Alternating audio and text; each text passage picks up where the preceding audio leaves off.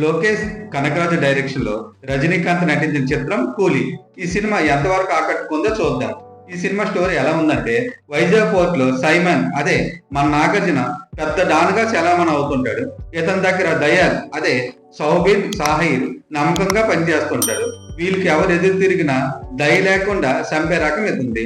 వీళ్ళ దగ్గర రాజశేఖర్ అదే సత్యరాజ్ పనిచేస్తుంటాడు. రాజశేఖర్ దేవ మన రజనీకాంత్ మంచి స్నేహితులు. కానీ వీళ్ళకి దూరంగా ఎవరు బతుకులు వాళ్ళు బతుకుతుంటారు. ఒకరోజు రాజశేఖర్ చనిపోయిందని ఆ విషయం తెలుసుకొని దేవ మిత్రుడు చివరి చూపు చూడడానికి వస్తాడు.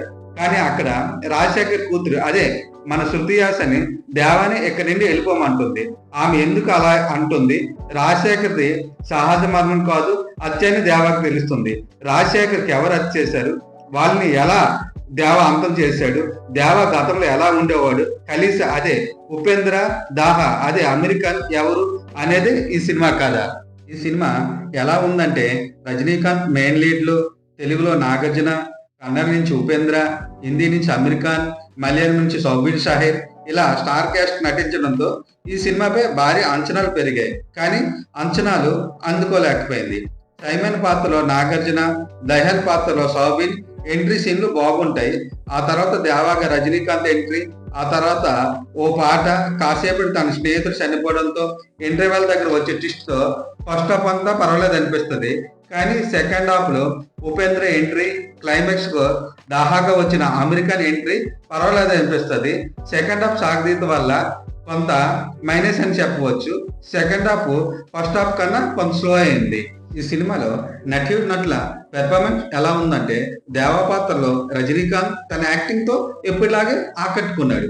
సైమన్ పాత్రలో నాగార్జున నెగిటివ్ షేడ్స్ పాత్రలో ఫస్ట్ టైం అవడం వల్ల కొంత తడబడిన యాక్టింగ్ తో పర్వాలేదు అనిపించాడు. శృతిహాసన్ కూడా తన యాక్టింగ్ తో ఆకట్టుకున్నది.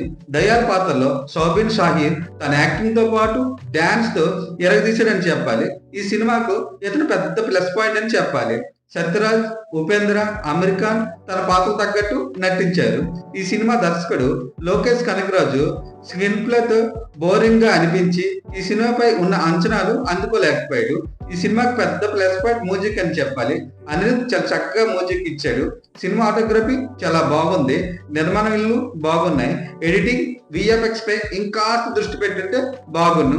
ఓవరాల్ గా ఈ సినిమా ఎటువంటి అంచనాలు లేకుండా స్టార్ క్యాస్ట్ దీనిలో యాక్ట్ చేయడం వల్ల చూడడానికి పర్వాలేదు అనిపిస్తుంది.